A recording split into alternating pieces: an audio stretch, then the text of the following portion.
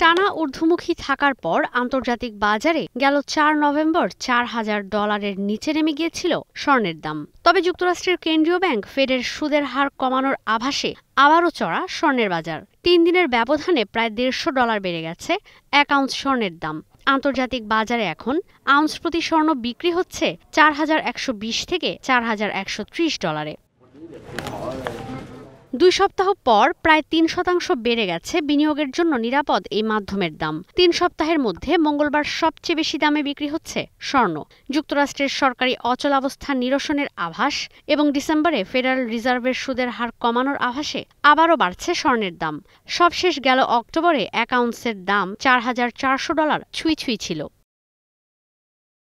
এদিকে বছরের তৃতীয় প্রান্তিকে অতীতের যে কোনো সময়ের তুলনায় সারা বিশ্বে স্বর্ণের চাহিদা তুঙ্গে। ওয়ার্ল্ড গোল্ড কাউন্সিল বলছে, বছর ব্যবধানে ৩% বা ১৩০০ টন বেশি স্বর্ণ কেনা হয়েছে জুলাই থেকে সেপ্টেম্বরে, যার মূল্য $১৪৬ বিলিয়ন বেশি। চলতি বছরের প্রথম ৯ মাসে স্বর্ণের চাহিদা বেড়েছে ৩,৭১৭ টন, যার বাজার মূল্য $৩৮৪ বিলিয়ন। গহনার চাহিদা কমলেও স্বর্ণের বার ও কয়েনে বিনিয়োগ অতীতের সব রেকর্ড ভেঙেছে। চতুর্থ প্রান্তিকে বিক্রি হতে পারে ৩০০ টন স্বর্ণের বার ও কয়েন।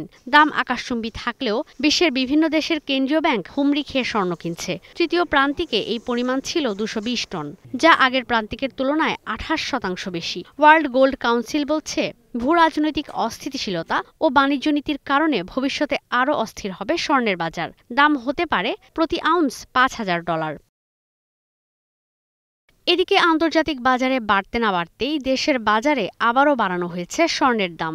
যদিও ভোগ্যপণ্যের মতো স্বর্ণ সরাসরি বিদেশ থেকে খুব একটা আমদানি করা হয় না। মঙ্গলবার থেকে ২,৫০৭ টাকা বেড়ে ২২ ক্যারেটের ১ ভরি স্বর্ণ বিক্রি হচ্ছে ২,০৪,২৮৩ টাকায়। ২১ ক্যারেটের ১ ভরি স্বর্ণ বিক্রি হচ্ছে ১,৯৪,৯৯৯ টাকায়। ঈশিতা ব্রহ্ম, স্টার নিউজ।